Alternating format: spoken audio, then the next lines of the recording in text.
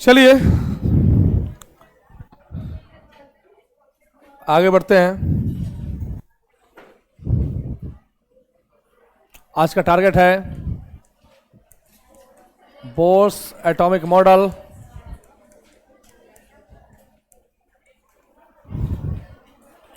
Calculation of radius, velocity and energy of different cell। हाँ,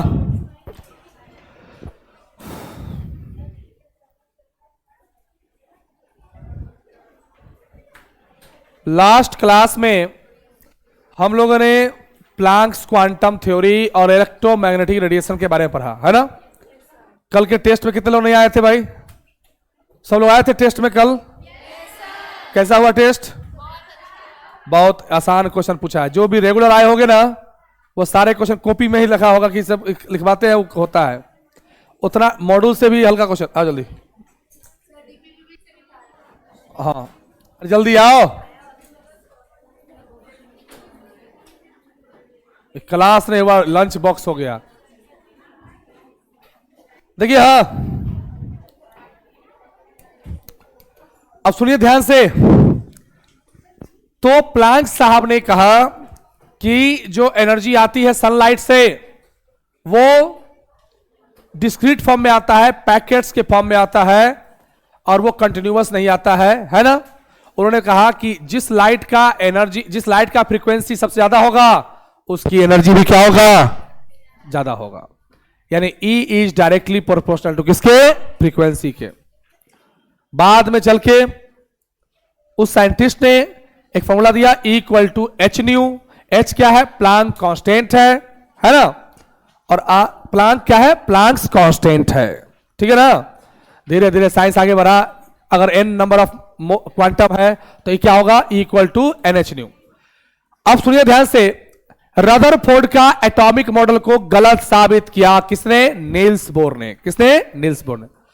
Rutherford का कहना था कि एटम के बीचों बीच में एक स्फेरिकल बॉडी है जिसको क्या कहते हैं? न्यूक्लियस बोलते हैं। ये तो ठीक था, लेकिन उन्होंने कहा था कि सारे के सारे इलेक्ट्रॉन एक ही सेल में मूव करते हैं। यह बात गलत था। तो लिखोगे ड्रॉबैक ऑफ, क्योंकि देखो नीट में आप कुछ टेस्ट दोगे ना तो नीट में देखो क्या थ्योरेटिकल क्वेश्चन भी पूछता है। थ्योरेटिकल क्वेश्चन ज्यादा पूछ देता है।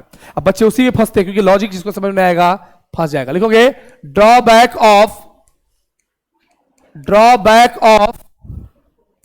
Rutherford atomic model.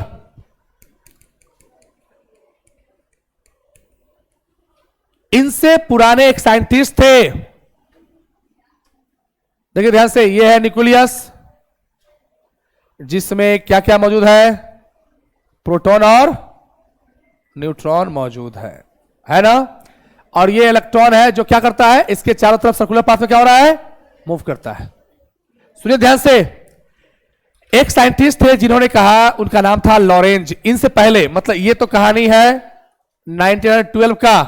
पुराने साइंटिस्ट ने 1867 से 68 के बीच में ही यह बता दिया था कि जब भी जैसे आप दौड़ते हो तो धीरे धीरे आपका एनर्जी रेडिएट होता है ना, रिलीज होता है ना, और एक समय में क्या होता है? आप दौड़ना बंद कर देते हो क्योंकि आपका एनर्जी क्या होता है? एकदम घट करके जीरो हो जाता है ना। अरे समझ में आ रहा बात? इन्होंने कहा, किसने? लॉरेंज नाम के साइंटिस्ट ने कहा कि जब भी किसी बॉडी के पर चार्ज हो और वो मूव करेगा तो उसका एनर्जी क्या होगा? रेडिएट होगा।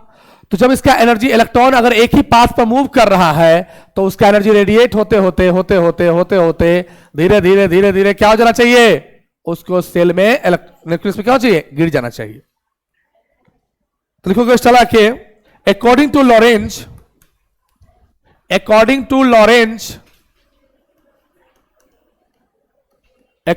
लॉरेंज और Maxwell, when the charged particle when the charge particle या बॉडी moves continuously, क्या moves कंटिन्यूअसली, जब कोई चीज लगातार मूव करेगा तो एनर्जी छोड़ेगा ना, रिलीज करेगा ना, तो एनर्जी घटेगा कि बढ़ेगा? घटेगा। घटते घटते घटते गिर जाना चाहिए। तो फिर एटम कैसे स्टेबल है ना? क्योंकि उसने कहा था कि सेल में घूमता है, तो इसी को आगे चल के नील्स बोर ने प्रूफ किया। When the charge particle moves continuously then energy will radiate, will क्या? रेडिएट। और क्या बोल सकते हैं उसको? Release. And after some time they lose their energy and electrons falls in the nucleus, in the क्या? न्यूक्लियस। स्वाभाविक है कि इलेक्ट्रॉन भी तो मूव करता है चारों तरफ, और लगातार मूव करेगा तो क्या होगा? उसका एनर्जी कम होता जाएगा ना, कम होते होते होते होते होते होते क्या हो गया? न्यूक्लियस में गिर गया। तो फिर कहा कि रदरफोर्ड का कांसेप्ट कैसे सही है? इस मतलब सो रदरफोर्ड एटॉमिक मॉडल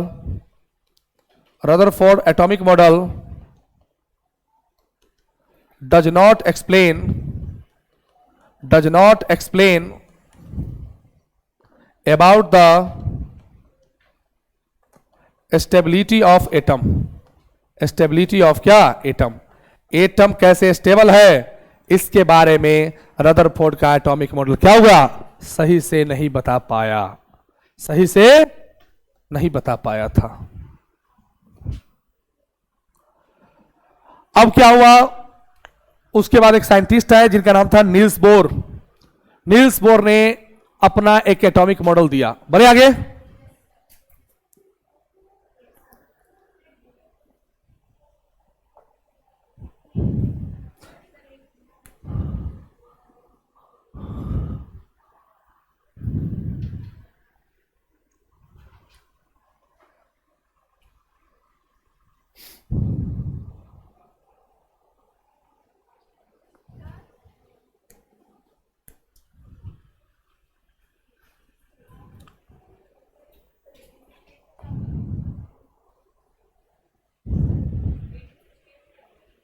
वही साइंटिस्ट ने बताया था। देखियो,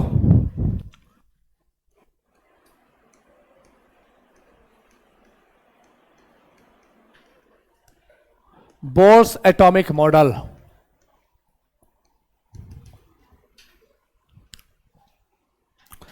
ये बहुत इंपॉर्टेंट टॉपिक है। इस पर बहुत सारा लगभग समझो इस चैप्टर का लगभग 30% क्वेश्चन इसी पर है, बोर्स एटॉमिक मॉडल पर।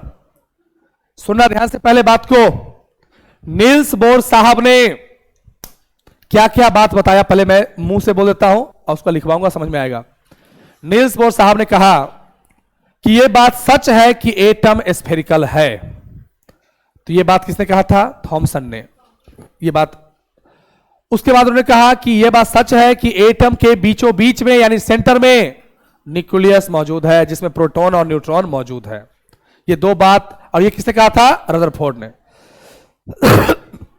तीसरा बात उन्होंने बोला लेकिन इलेक्ट्रॉन जो है वो एक सेल में मूव नहीं करता है। उनका कहना था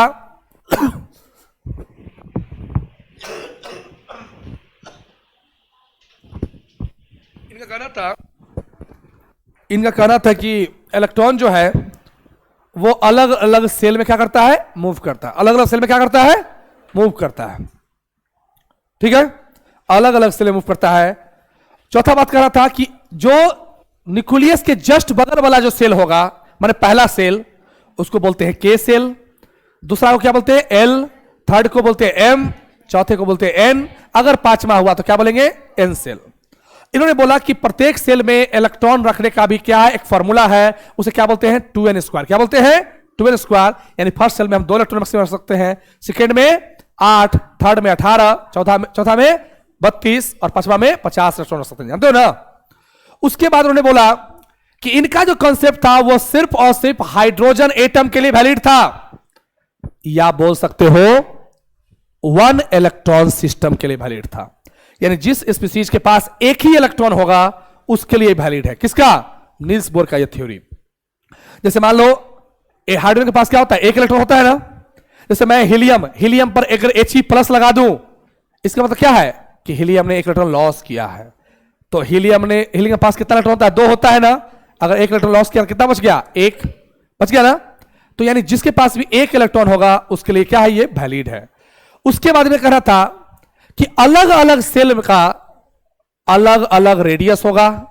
जैसे पहला सेल है तो उसका रेडियस दूसरा सेल से अलग होगा, एनर्जी भी अलग होगा, वेलोसिटी भी क्या होगा? अलग होगा। उसके बाद कहा कि सेम सेल में अगर इलेक्ट्रॉन मूव कर रहा है तो उसका रेडियस भी, वेलोसिटी भी और एनर्जी क्या होगा? सेम होगा। समझ रहे बात को? सेम सर्कुलर पाथ में मूव कर रहा है, क्या बोलते हैं? सेल। उसके बाद उन्होंने बोला कि अगर कोई इलेक्ट्रॉन लोअर स्टेट से हायर स्टेट, अगर, हां सुनना, न्यूक्लियस के जस्ट बगल वाला जो सेल है उसको बोलते हैं ग्राउंड स्टेट। क्या बोलते हैं? ग्राउंड स्टेट बोलते हैं। उसके बाद उन्होंने बोला कि अगर कोई इलेक्ट्रॉन लोअर स्टेट से हायर स्टेट में कूदना चाहेगा तो जंप कर सकता है, लेकिन उसके लिए क्या होगा? उसको एनर्जी चाहिए। एनर्जी किसके फॉर्म में लेगा? फोटोन के फॉर्म में एनर्जी क्या करेगा? एब्जॉर्ब करेगा। जो कहीं ना कहीं किसका थ्योरी था? प्लैंक्स का थ्योरी था, है ना। तो कहीं ना कहीं ये भी पूछेगा क्वेश्चन कि नील्स बोर का एटॉमिक मॉडल किस पर बेस्ड है? तो प्लैंक्स क्वांटम थ्योरी पर बेस्ड है। सुना। दूसरा बात, इन्होंने कहा कि लोअर स्टेट से अगर हायर स्टेट में कोई कूदेगा, माने मान लो दूसरा सेल से कोई तीसरा में कूदे, तो दूसरा क्या हो गया? लोअर एनर्जी वाला सेल। अब तीसरा वाला क्या हो गया? Higher energy. तो उसके लिए जब लोअर से हायर में जाएगा तो इलेक्ट्रॉन क्या करेगा? एनर्जी को एब्जॉर्ब करेगा। किससे? सन का लाइट देंगे उस पर, तो सन का लाइट से क्या निकलता है? फोटोन। उसके एनर्जी को एब्जॉर्ब किया किसने? इलेक्ट्रॉन ने। और वो लोअर से क्या होगा? हायर में कूद जाएगा, है ना। इनका कहना था अगर कोई हायर स्टेट से लोअर में आएगा तो उसके लिए क्या करेगा? एनर्जी क्या करेगा? रेडिएट करेगा। यानी उसको बोलते हैं डी एक्साइटेशन ऑफ, क्या बोलते हैं? इलेक्ट्रॉन। ठीक है ना। तो चलो लिखोगे कुछ बात। बोर्स एटॉमिक मॉडल लिखना इस डाला के पहले पॉइंट, इट इज ओनली, इस पॉइंट है जो क्वेश्चन पूछेगा, it is only applicable for hydrogen atom. ये सिर्फ और सिर्फ किसके लिए एप्लीकेबल है बताओ? हाइड्रोजन एटम और हाइड्रोजन लाइक स्पीसीज के लिए। किसके लिए? हाइड्रोजन लाइक स्पीसीज के लिए। हाइड्रोजन लाइक स्पीसीज या बोले तो वन इलेक्ट्रॉन सिस्टम के लिए एप्लीकेबल है। किसके लिए बताओ? वन इलेक्ट्रॉन सिस्टम, जिसके पास एक इलेक्ट्रॉन है उसके लिए इनका कॉन्सेप्ट सही है। किसका? नील्स बोर का। इस सब देखो प्रैक्टिकल बात है। जैसे मान लो हाइड्रोजन है, ठीक है, He+ है, Li2+ है। मान लो बेरिलियम है, Be3+ में लिख दिया। बेरिलियम के पास कितना इलेक्ट्रॉन होता है? 4। 3 इलेक्ट्रॉन लॉस किया तो कितना बचेगा? 1। तो इसके लिए वैलिड हो जाएगा। उसके बाद मान लो मैंने लिख दिया बोरोन B4+, कार्बन तो 5+, नाइट्रोजन तो 6+, ऐसा करके मैं सोडियम तक लिख दिया, सोडियम 10+ लिख दिया। तो ये सारे के सारे क्या है? ये सब है हाइड्रोजन स्पीसीज है। कैसे है? हाइड्रोजन स्पीसीज है, मतलब कि एक इलेक्ट्रॉन वाले हैं। क्या है? एक इलेक्ट्रॉन वाले हैं। तो पहला बात सुन लो, इनका जो कॉन्सेप्ट है वो सिर्फ और सिर्फ इनका जो रेडियस, वेलोसिटी या जो भी निकालेंगे वो किसके लिए वैलिड है? हाइड्रोजन एटम या हाइड्रोजन लाइक स्पीसीज के लिए। किसके लिए? Hydrogen atom. और किसके लिए? Hydrogen like species. और उसको क्या बोलते हैं? मन में हो रहा हो कि He पर कैसे एक्सप्रेस डाले। मान लो अगर हम बहुत ज्यादा, हीलियम ऐसे इलेक्ट्रॉन को लूज करना नहीं चाहता है क्योंकि नोबल गैस है, लेकिन अगर हम मान लो एक मैक्सिमम अमाउंट में एनर्जी दे दें तो क्या होगा? इलेक्ट्रॉन वो भी लॉस कर देगा। लेकिन केमिस्ट्री कहता है हमेशा वो काम करो जिसमें एनर्जी क्या हो? कम खर्च हो। नोबल गैस से इलेक्ट्रॉन हटाने की जरूरत नहीं। अगर लेकिन हटा दिए तो कितना इलेक्ट्रॉन बच गया? इसके पास 1 इलेक्ट्रॉन बचा। तो इन सब के लिए वैलिड है ना। इन सब क्या बोलते हैं? हाइड्रोजन लाइक स्पीसीज बोलते हैं। दूसरा लिखना, इट इज बेस्ड अपॉन, ये भी क्वेश्चन पूछा हुआ, it is based upon Planck's quantum theory. Bohr's का जो एटॉमिक मॉडल है वो किस पर बेस्ड है? प्लैंक्स क्वांटम थ्योरी पर बेस्ड है। प्लैंक्स क्वांटम थ्योरी पर क्या है? बेस्ड है। ये भी पूछा हुआ क्वेश्चन। प्लैंक्स क्वांटम थ्योरी पर बेस्ड है ना।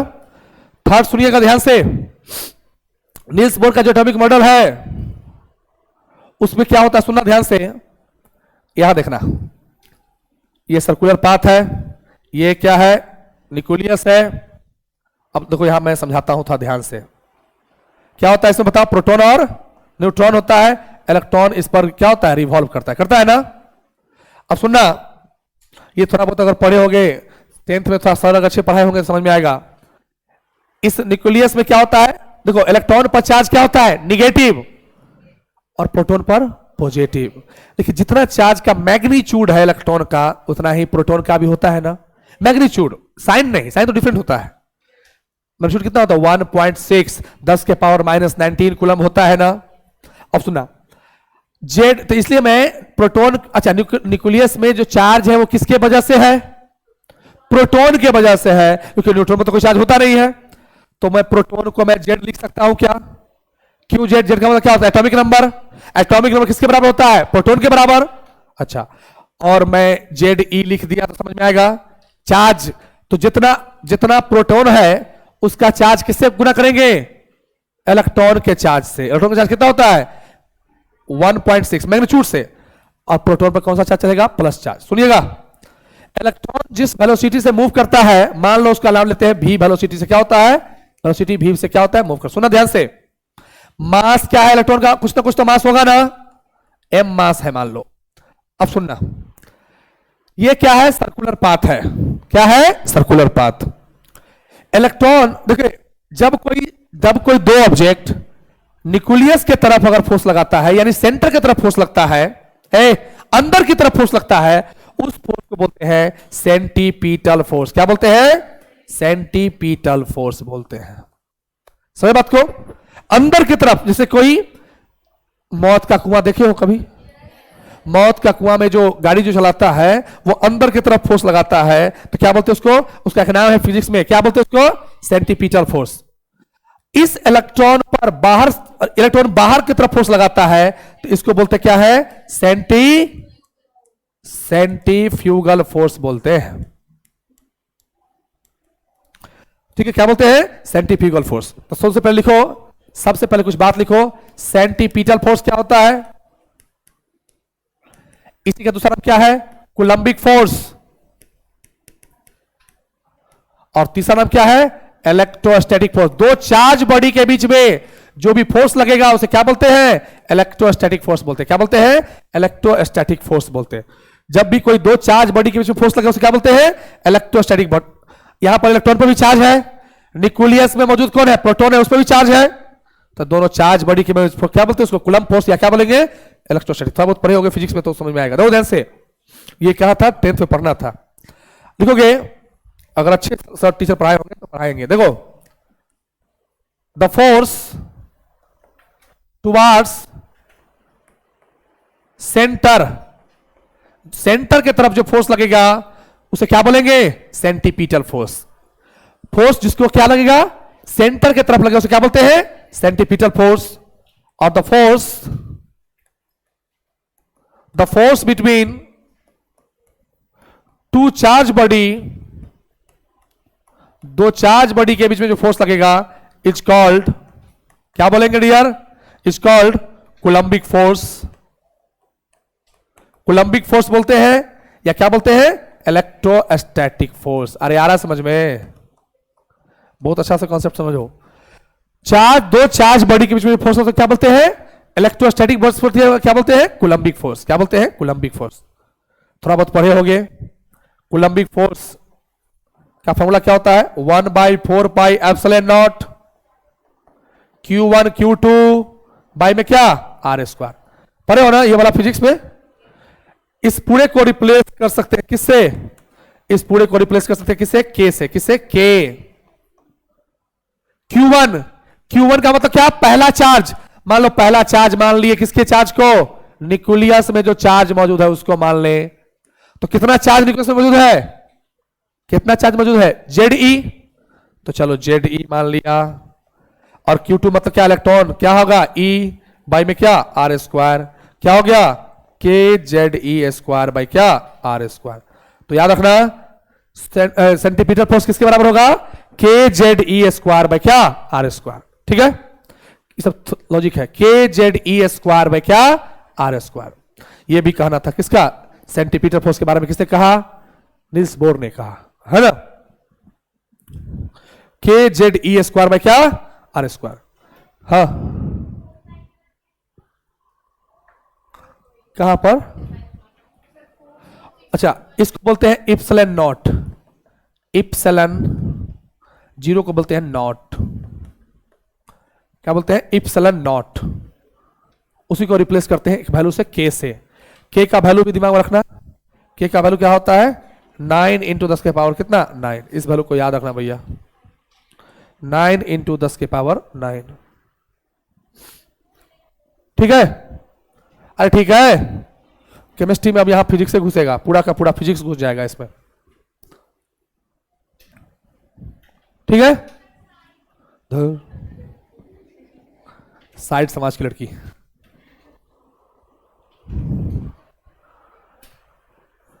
चले, ओह लस्सा, ये लोग बढ़ने ही जीवन में नहीं देगा आगे। क्या हुआ? पागल है क्या? हुआ क्या?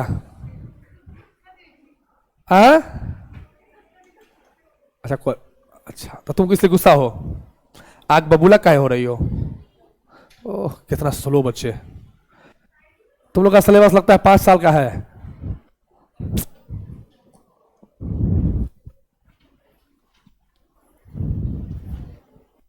क्या हो गया? लिख रही हो? क्या नाम है तुम्हारा? काफी गुम कुछ। और कौन है भाई जो गुमसुम रहने वाले लोगों?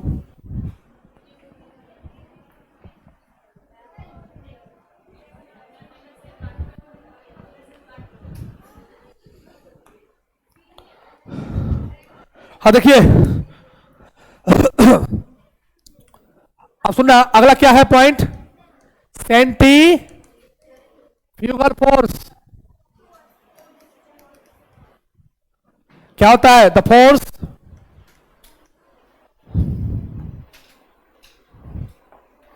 फोर्स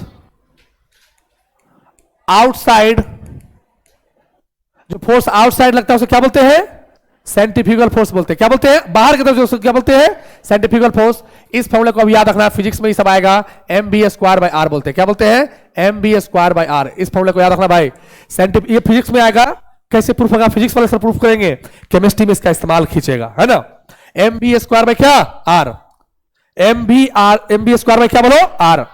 सुनिएगा नील्स, जैसे मान लो आप अगर मान लो दरवाजे पर खड़े हो, मम्मी दरवाजे के अंदर खींच रही है, पापा दरवाजा से बाहर खींच रहे हैं, अंदर खींच रहे हैं मतलब सेंटीमीटर फोर्स, तो ऐसे खींचा गए, पापा खींचे तो इधर खींचा गए। अब दोनों अगर बराबर फोर्स से खींच रहा है तो क्या किधर जाओगे आप? बीच में रहोगे ना। तो वही है कि इलेक्ट्रॉन को अंदर की तरफ से न्यूक्लियस खींच रहा है अपनी ओर, और उस इलेक्ट्रॉन को बाहर से भी कोई खींच रहा है, तो कितना फोर्स लगेगा? दोनों बराबर होगा ना। और जब दोनों बराबर हुआ, ये लॉजिक दिया है, कैसे बराबर होगा प्रूफ करता है साइंटिस्ट फिजिक्स में। यहां पर केमिस्ट्री में तो इसका लॉजिक बना के आगे बढ़ना है ना। इसे पढ़ाई होगा किसमें? रोटेशनल चैप्टर पढ़ोगे ना, रोटेशनल मोशन, वहां पढ़ाई होगा पूरा। तो लिखोगे सिंस सेंटीपीटल फोर्स बराबर किसके होता है? इसको दिमाग सेट कर लो, फ्यूगल फोर्स के बराबर होता है। ये बात यानी क्या हो गया? 1/4 pi epsilon nought Q1 Q2 by R square किसके बराबर? M V square by R के, यानी K Z E square by R square किसके बराबर? M V square by R के।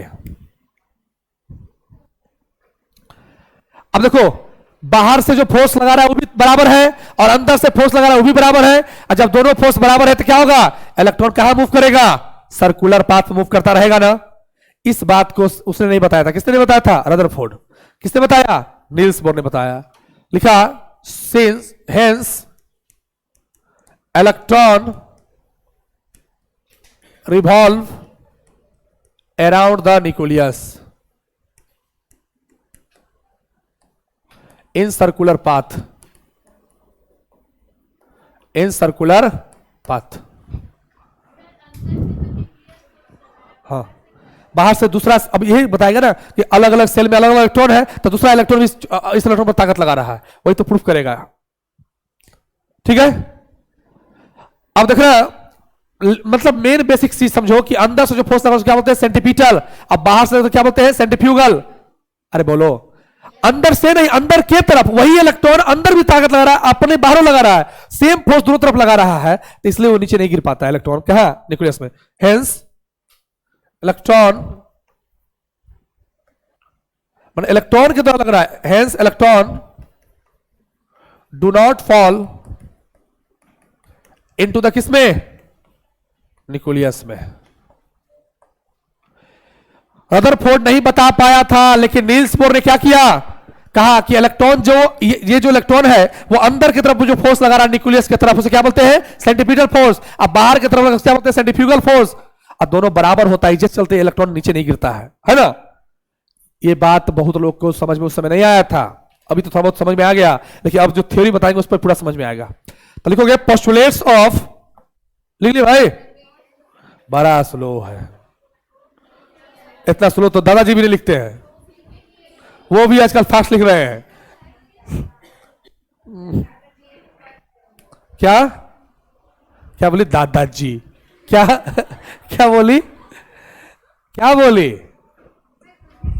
दादा में जी लगा दो, क्योंकि वो भी जेई का तैयारी किए थे, है ना जी का। अरे ऐसा मत कहो, पुराने जमाने के जो टीचर थे, देखना गौर से, अभी बिहार बोर्ड में भी नंबर खूब आ रहे हैं, 90%, 95%।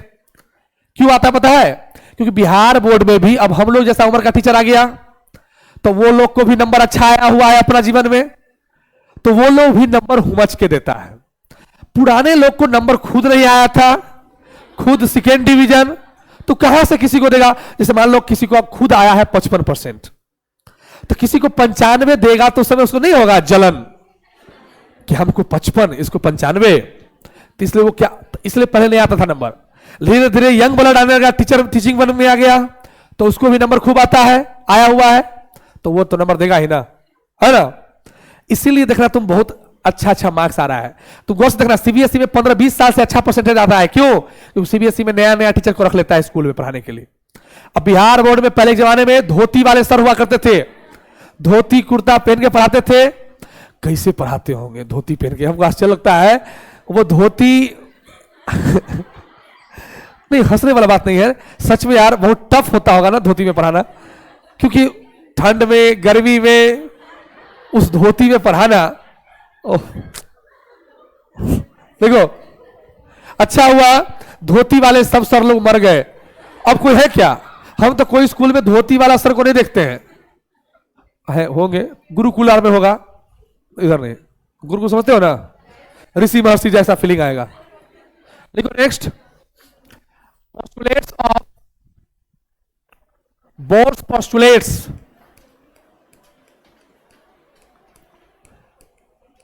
Atomic model. देखो सुनना ध्यान से, ये भी एनसीईआरटी का क्वेश्चन आता है, इस पर पूरा भरा हुआ है बोर्स एटॉमिक मॉडल पर क्वेश्चन, एररलेस में भी। Postulates of Bohr's atomic model. Postulate का मतलब होता है अवधारणा, जिसका कोई प्रूफ नहीं है, जिसका एक लॉजिक है, उस लॉजिक पर हम बात करेंगे, है ना। इन्होंने कहा कि मेरा लॉजिक मानो, क्या क्या लॉजिक दिया सुनना। पहला इन्होंने बोला क्या, पहला बात बोला इन्होंने, पहला बात बोला कि सच बात है कि एटम क्या है, atom is a spherical body. इन्होंने बोला कि थॉमसन साहब ने क्या बोला था कि एटम क्या है, स्फेरिकल। देखो इस पर भी क्वेश्चन आता है, इस पर भी क्वेश्चन खूब आता है पोस्टुलेट्स पर। Atom is a spherical body and it contains a spherical body whose name is क्या, whose name is nucleus. Nucleus इन्होंने कहा, देखो दोनों का कॉन्सेप्ट इन्होंने यूज कर दिया, कहा यह बात सच है कि एटम क्या है, स्फेरिकल है। यह बात किसने कहा था, थॉमसन ने। और एटम के अंदर एक स्पेरिकल बॉडी है, उसे क्या बोलते हैं? न्यूक्लियस। किसने कहा था? रदरफोर्ड ने। न्यूक्लियस एंड न्यूक्लियस कंटेंस, इन्होंने कहा कि न्यूक्लियस कंटेंस, क्या कंटेंस है? क्या है? प्रोटॉन है ना। न्यूक्लियस कंटेंस क्या? प्रोटॉन एंड क्या? न्यूट्रॉन। इन्होंने साफ कहा कि प्रोटॉन और न्यूट्रॉन है, जिसको साफ क्या बोलेंगे? न्यूक्लियॉन बोलते हैं। क्या बोलते हैं? न्यूक्लियॉन बोलते हैं। यानी जो बात दोनों साइंटिस्ट ने कहा, उन्होंने अपने ये भी इस चीज में क्या किया? अवधारणा में बोला। किसने बोला? नील्स बोर ने बोला। समझा ना बात? दूसरा बात जो सबने नहीं बोला, इन्होंने बोला, कहा इन्होंने कि इलेक्ट्रॉन जो है वो सर्कुलर पाथ में मूव करता है न्यूक्लियस के चारों तरफ, और उस सर्कुलर पाथ को बोलते हैं सेल, या क्या बोलते हैं? ऑर्बिट, या क्या बोलते हैं? Energy levels. तीन चीज बोलते हैं, सेल, ऑर्बिट या एनर्जी लेवल। लिखोगे स्टाला के इन्होंने क्या कहा? He suggested that electrons revolve around the nucleus in circular path. In क्या बोलो? Circular path.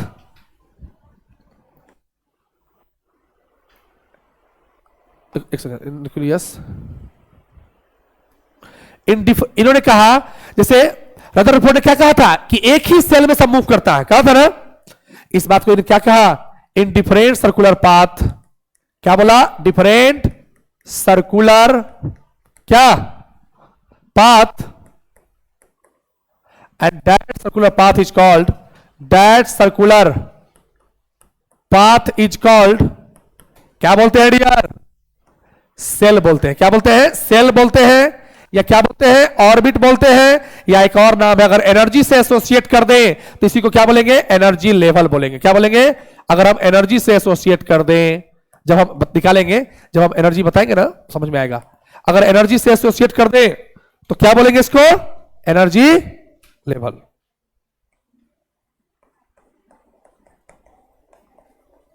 तो क्या बोलेंगे? एनर्जी लेवल बोलेंगे। जैसे उन्होंने क्या कहा था रदरफोर्ड ने कि एक ही सेल में मूव करता है, इसने क्या कहा? अलग अलग सेल में क्या होता है? मूव करता है। सुना ध्यान से। जैसे मान लो ये है न्यूक्लियस, ये अलग सेल, पहला सेल, ये दूसरा सेल, ये तीसरा सेल, चौथा सेल, पांचवा सेल। कौन सा सेल है? देखो ध्यान से, देख रहे हो ना? समझ में हुआ? पहला सेल को क्या बोलते हैं? के सेल। दूसरा को क्या बोलते हैं? एल। तीसरा को क्या बोलते हैं? M, N. चौथा क्या बोलते हैं? ओ। ओ को क्या बोलते हैं? पांचवा सेल। जानते हो ना? देखो, तो इन्होंने कहा के, एल, एम, एन, ओ, ये सब क्या है? अलग अलग सेल का नाम है। अल्फाबेट में इसका पोजीशन जानते हो कितना होता है? 11वां पोजीशन पर क्या आता है? ए से 1, बी 2, सी 3 होता है ना, उस तरह से 11वां पोजीशन पर कौन होता है? के। एल का है 12, एम का है 13, एन का 14, 15। सब में एक कॉमन है ना, सब में से एक हटा दो तो क्या बचा? 1 2 3 4 5। यानी फर्स्ट सेल क्या बोलेंगे? के। सेकेंड सेल क्या बोलेंगे? एल। अरे बोलो, बोलोगे ना? थर्ड सेल क्या बोलेंगे? एम। चौथा क्यों क्या बोलेंगे? एन। चौथा पांचवा क्या बोलेंगे? ओ सेल। क्या बोलेंगे? ओ। तब इनसे पूछा गया कि आप तो काफी होशियार हैं, तो बताइए कि किस सेल में कितना इलेक्ट्रॉन होगा? मैंने इलेक्ट्रॉन रखने का क्षमता किस में कितना है, तो उन्होंने एक फॉर्मूला दिया था, याद होगा, 10th में पढ़े होंगे, है ना? 9th में। हाँ, लिखोगे चला कि total number of electron permitted in shell. इसका फॉर्मूला दिया, क्या दिया था? 2n²। क्या दिया था? 2n²। कुछ याद आ रहा है? 2n², जहां पर n क्या है? जहां पर n है नंबर ऑफ सेल। क्या है? Number of shell. n है नंबर ऑफ सेल को कहते हैं n। नंबर ऑफ सेल को क्या बोलते हैं? n बोलते हैं। क्या बोलते हैं डियर? क्या बोलते हैं? n। सुना ध्यान से, ये न्यूक्लियस है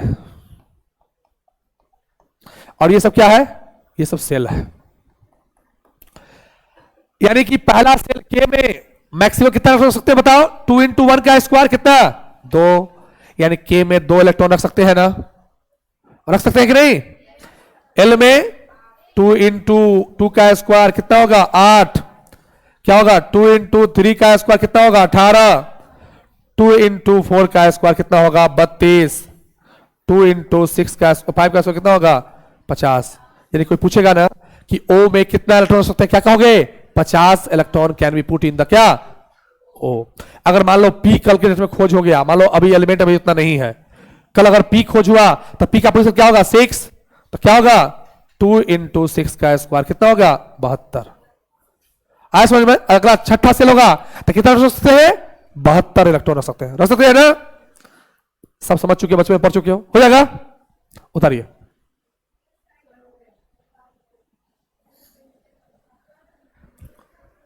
हाँ बोलो। दूर कैसे को साइडर लेके आना। साइडर समझ आ रहा बात? नेक्स्ट आगे बढ़े।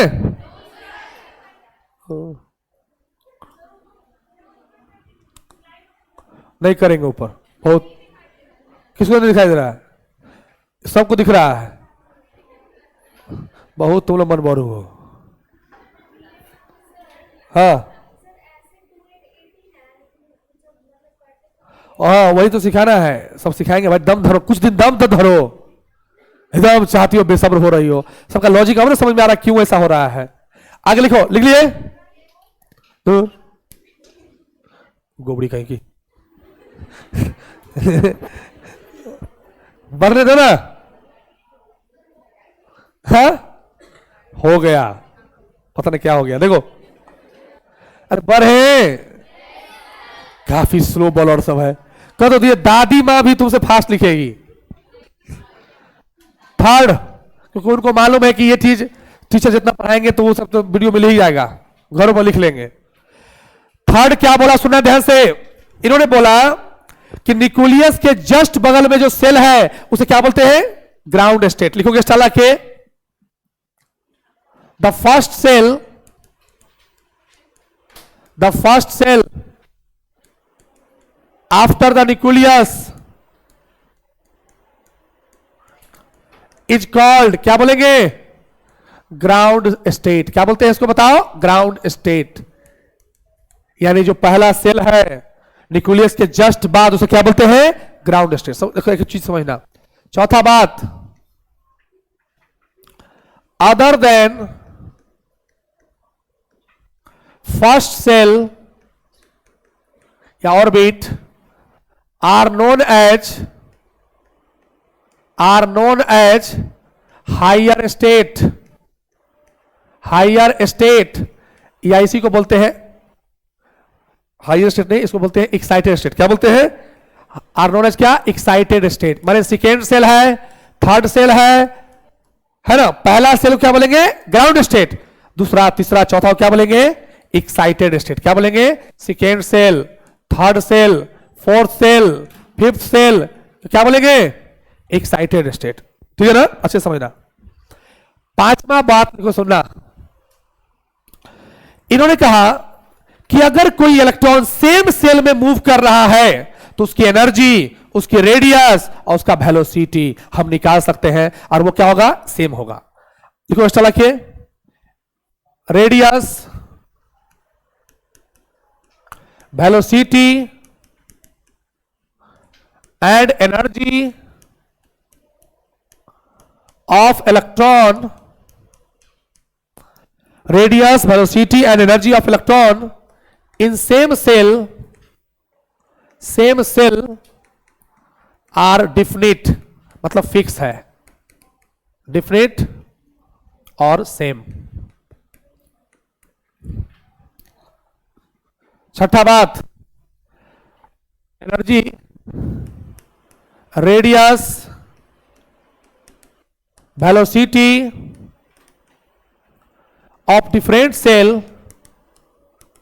मान लो कोई कहा सेकेंड सेल और थर्ड सेल का, तो तीनों चीज डिफरेंट होगा ना। अब ये निकालना सिखाएंगे, है ना। क्या लिखो? Energy, radius, velocity of different shell are different. मान लो सेकेंड सेल का जितना रेडियस होगा उतना तो थर्ड सेल का ना होगा, दूरी बढ़ जाएगा तो रेडियस भी तो बढ़ जाएगा, वेलोसिटी बढ़ जाएगा और एनर्जी भी क्या होगा, चेंज होगा, आर डिफरेंट। सातवां पॉइंट लिखना, अगर कोई इलेक्ट्रॉन लोअर स्टेट में है, लोअर समझते हो ना, मान लो कोई इलेक्ट्रॉन सेकेंड सेल में है, किसमें है, सेकेंड सेल में है, और उसको थर्ड सेल में लेके जाना है, तो इन्होंने कहा कि इलेक्ट्रॉन एक्साइट हो सकता है, माने ऊपर जा सकता है, नीचे भी आ सकता है, लेकिन उसके लिए अगर लोअर से हायर में जाएगा तो इलेक्ट्रॉन क्या करेगा, एनर्जी को एब्जॉर्ब करेगा, जिसको बोलते हैं एक्साइटेशन ऑफ इलेक्ट्रॉन। क्या बोलते हैं, एक्साइटेशन। लिखोगे चला के, electron can jumps from lower energy state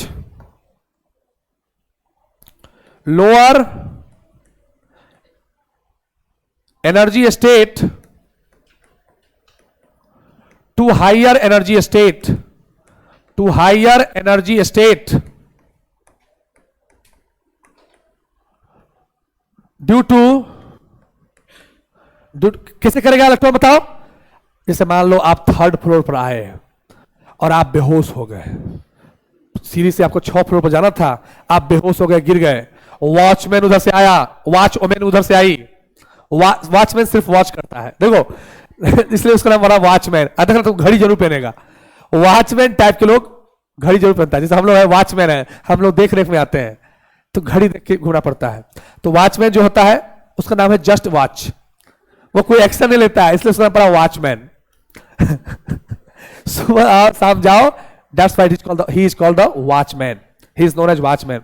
तो वॉचमैन क्या किया, उधर से लाया ग्लूकोज, उसका 1 चम्मच दे दिया मुंह में, ग्लूकोज किया और 1 फ्लोर तुम चढ़ गई, फिर 4th पर गई, फिर ग्लूकोज खाने का मन हुआ, फिर बेहोश हो गई, फिर आया, कोई एनर्जी के लिए क्या किया, ग्लूकोज दिया, एक्साइट हुई, फिर 5th 6th पे पहुंच गई, 5th पे पहुंची, अब लगा कि एक ग्लूकोज और खाने का मन है, तब बेहोश होकर गिर गए, बाप रे कहां चढ़ना है, फिर से उधर से लाया कोई ग्लूकोज, फिर दिया तो 6 पे पहुंच, मतलब क्या हुआ, बार बार जो एनर्जी दे रहा है वो क्या है, एक्साइट करके ऊपर पहुंचा रहा है ना। उसी तरह से अगर कोई इलेक्ट्रॉन लोअर एनर्जी स्टेट में है तो वो हायर में कैसे जाएगा, बताओ, एनर्जी को ड्यू टू क्या, एब्जॉर्ब्स एनर्जी, और वो एनर्जी कैसे मिलेगा उसको, जैसे मान लो कोई इलेक्ट्रॉन है, उस पर सनलाइट देंगे, सनलाइट से क्या आता है बताओ, क्वांटम आता है ना, इलेक्ट्रॉन ने क्या किया, उस एनर्जी को क्या किया, एब्जॉर्ब किया, और एब्जॉर्ब कर क्या किया, लोअर से क्या होगा, हायर में घुस जाएगा। तो लिखोगे एब्जॉर्ब्स एनर्जी ड्यू टू क्या, absorbs energy, and this process is known as, क्या बोलते हैं इसको, एक्साइटेशन ऑफ इलेक्ट्रॉन। क्या बोलते हैं इसको बताओ, एक्साइटेशन ऑफ इलेक्ट्रॉन बोलते हैं। तो कोई अगर आपसे पूछे कि एक्साइटेशन ऑफ इलेक्ट्रॉन का मतलब क्या होता है, क्या कहोगे, लोअर से हायर में जाना। जैसे मान लो कोई इलेक्ट्रॉन थर्ड में है और उससे 5th में गया तो 3 से 5 ऊपर होता है ना, तो क्या बोलेंगे उसको, एक्साइटेशन ऑफ इलेक्ट्रॉन। अगर 5 से 3 में आ गया क्या कहलाएगा, डी एक्साइटेशन। क्या कहलाएगा, तो लिखोगे इलेक्ट्रॉन कैन जम्प्स, ऐसा भी हो सकता है, इलेक्ट्रॉन कैन जम्प्स फ्रॉम, अब देखो कुछ लोग इसको पीपीटी से पढ़ा देता है, उसमें फीलिंग ही नहीं आता है। इसमें क्या, टीचर भी मेहनत कर रहा, लिख रहा है मेरे सामने, तो हम भी सोचते कैसे कैसे लिख रहे हैं sir. Electron can jumps from, क्या बोलो, हायर एनर्जी स्टेट टू, आधा टीचर इधर पीपीटी वाला ही है, देखो पीपीटी डीपीपी ये सब है, देखो electron jumps from higher energy state to, क्या बोलो, लोअर एनर्जी स्टेट। क्योंकि बहुत लोगों को लैंग्वेज बनाने नहीं आता है, कहा पास्ट फ्यूचर प्रेजेंट वो भी लिखने सही में नहीं आता है ना, जंप्स समझो ना, इलेक्ट्रॉन कैन जंप्स फ्रॉम क्या, हायर एनर्जी स्टेट टू क्या, लोअर एनर्जी स्टेट। तो क्या किसे करेगा बताओ, ड्यू टू किसे, क्या करेगा बताओ, due to energy release, due to क्या, release of energy, due to क्या, रिलीज ऑफ एनर्जी। और इस प्रोसेस क्या बोलते हैं, दिस प्रोसेस इज कॉल्ड, क्या बोलते हैं बुआ, this process is known as the excitation. क्या बोलाता है, क्या बोलते हैं, डी एक्साइटेशन ऑफ इलेक्ट्रॉन। अरे आया समझ में? हायर से लोअर आएगा किसमें, और किसके फॉर्म में एनर्जी एब्जॉर्ब करता है? लिख लो भैया, in the form of photon. In the form of photon के फॉर्म में एनर्जी एब्जॉर्ब होता है। ये भी पूछता है क्वेश्चन एग्जाम में, किसके फॉर्म में एनर्जी एब्जॉर्ब करता है? कहां से एनर्जी मिलेगा इलेक्ट्रॉन को? सन के लाइट से, या किसी भी फोटोन के, सूरज की रोशनी से, क्वांटम से, है ना? वहां से एनर्जी के पैकेट्स आया, इलेक्ट्रॉन को एनर्जी मिला और सीधे जंप करके ऊपर भाग गया। तो ये कहीं ना कहीं प्लैंक्स क्वांटम थ्योरी पर बेस्ड है ना? हाँ, इसलिए मैंने बोला कि किस पर बेस्ड होता है? प्लैंक्स क्वांटम थ्योरी पर। अरे बढ़े आगे, बहुत लिखना पड़ता है, बढ़ जाए। कौन है भाई जो लोन लेके बैठी हुई है? अरे एनर्जी कहां से मिलेगा? बाहर से सूरज की रोशनी आया, उस इलेक्ट्रॉन को एनर्जी दिया तो इसको एनर्जी मिला, और क्या हुआ? लोअर से हायर में कूद गया। अब कैलकुलेट करना सिखाएंगे आगे, देखो कितना एनर्जी लेगा तो कूदेगा। आगे लिखना 9 नंबर। अगर मान लो एक होता है स्टेशनरी ऑर्बिट, ये भी पूछता है क्वेश्चन कि स्टेशनरी ऑर्बिट का मतलब क्या? अगर कोई इलेक्ट्रॉन सेम सेल में ही घूम रहा है, मान लो सेकेंड सेल में ही घूम रहा है इलेक्ट्रॉन, तो एनर्जी तो सेम रहेगा, तो उस सेल को क्या बोलते हैं? Stationery orbit. लिखोगे when the electron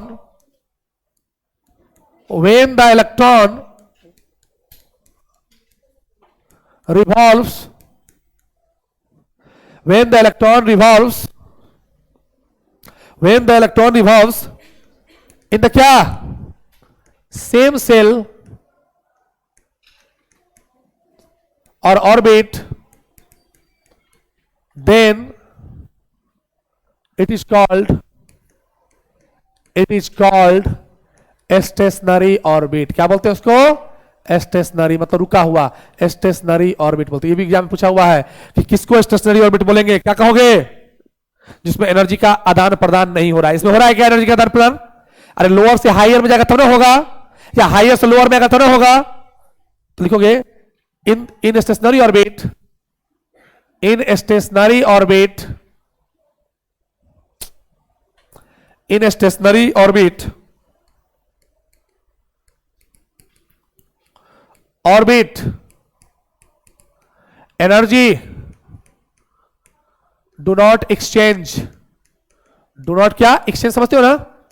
एक्सचेंज, इसलिए इसको क्या बोलते हैं? स्टेशनरी ऑर्बिट बोलते हैं। क्या बोलते हैं इसको? स्टेशनरी ऑर्बिट कहते हैं। समझ आ रहा बात? अरे बोलो। अच्छा, 10वां बात जो इन्होंने बोला वो सबसे बड़ा बात बोल दिया, उसको बोलते हैं बोर क्वांटाइजेशन। क्या बोलते हैं? Bore quantization. बोर क्वांटाइजेशन क्या है समझना। इस बात को इन्होंने प्रूफ नहीं किया लेकिन बोल दिया, बोर क्वांटाइजेशन। देखो इन्होंने कहा, तो क्या कहा इन्होंने? जैसे यहां पर इलेक्ट्रॉन जो है वो सर्कुलर पाथ में मूव कर रहा है, यानी अभी तुम लोग नहीं पढ़े होगे, एंगुलर मोमेंटम का नाम सुने हो? नाम सुने होंगे। होता क्या वो आगे पढ़ोगे, रोटेशनल मोशन में पढ़ोगे, फिजिक्स वाले सर पढ़ाएंगे। फिजिक्स से है, केमिस्ट्री ही फिजिक्स पर। देखो अभी देख पढ़ रहे होगे तो उल्टा हो रहा होगा, फिजिक्स में पढ़ रहे हो मैथ, केमिस्ट्री में फिजिक्स, और बायोलॉजी में केमिस्ट्री।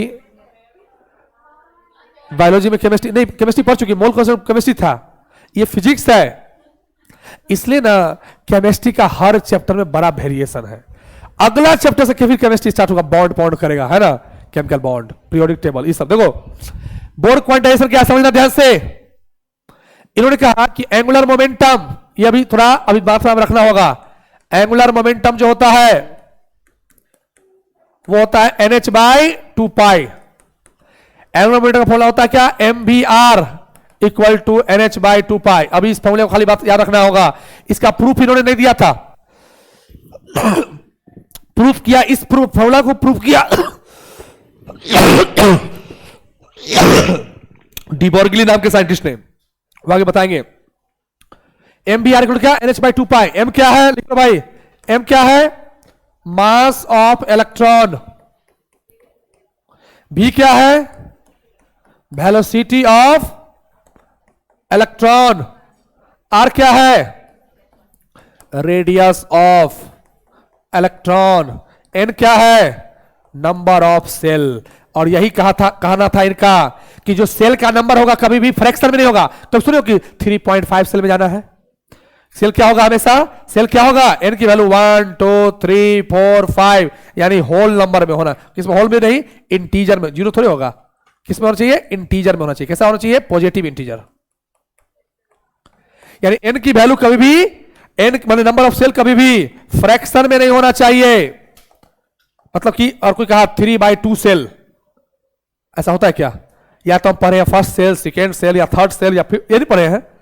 तो ये इनका बोर्ड क्वांटाइजेशन का मतलब क्या है कि नंबर ऑफ सेल आर क्या? बोलो, नंबर ऑफ सेल आर क्या? इन इंटीजर। किसमें होगा? इंटीजर में होगा, फ्रैक्शन में नहीं होगा। एन कटा हुआ है, कटा हुआ मतलब नहीं होगा। किसमें? डेसिमल में नहीं होगा। कभी सुने हो कि 3.5 सेल में जाना है, 2.2 सेल में जाना है? नहीं होगा। देखो, या इरेशनल नहीं होगा, √3 सेल में जाना है सर, ये सब नहीं होगा, है ना? यही कहना था, बोर्ड क्वांटाइजेशन है। MBR इक्वल टू क्या बोलो? NH/2π। अच्छा 2π क्यों लिया? 2π लिया क्योंकि ये सर्कुलर पाथ मान के चल रहे थे। कैसा मान के चल रहे थे? Circular path. और H क्या है? क्योंकि प्लांक्स अंकल का इन्होंने हेल्प लिया था। क्या बोलते हैं? Planck's constant. H की वैल्यू क्या होता है जानते हो ना? 6.63 10⁻⁻34 जूल सेकेंड। होगा? सब वैल्यू आपको बता चुके हैं ना, है ना? एकदम तुरंत के ऊपर हो। तो MBR इक्वल टू क्या? NH/2π। लेकिन इस फॉर्मूले को he could not proof the quantization formula. Quantization का फॉर्मूला प्रूफ नहीं किया इसने।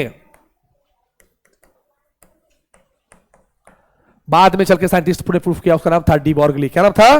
डी बॉर्गली। क्योंकि इनका मानना था ये इलेक्ट्रॉन को पार्टिकल लाइक नेचर मानते थे। कौन? Nils bore. क्या मानते थे? लिखोगे स्टाला के भी पॉइंट। इसे कितना छोटा छोटा बात है जो एनसीईआरटी लिखता है, छिपा देता है, उसी को तोड़ तोड़ के लिखवा रहे हैं। क्या मानते थे बताओ? He assumed electron as a particle. Electron behaves as a particle. Electron behaves as a क्या? पार्टिकल। पार्टिकल समझते हो? जिसमें मास होता है। ये मानते थे कि इलेक्ट्रॉन्स किसकी तरह बिहेव करता है? पार्टिकल्स की तरह बिहेव करता है। सुनिएगा ध्यान से, ये फॉर्मूला अभी माथा में डालो। MBR इक्वल टू क्या? NH/2π। MBR equal to NH/2π। क्या बोलते हैं उसको? बोर क्वांटाइजेशन इसी को बोलते हैं, है ना? ये फिजिक्स में प्रूफ होगा, हम भी आगे प्रूफ करेंगे, इस चैप्टर में प्रूफ करेंगे पूरा का पूरा फॉर्मूला। MBR इक्वल टू क्या? NH/2π। मान लो n की वैल्यू अगर हम 1 ले लें तो फॉर्मूला क्या बनेगा? MBR इक्वल टू क्या? 1 × h बाई क्या? 2π। होगा? अरे होगा कि नहीं?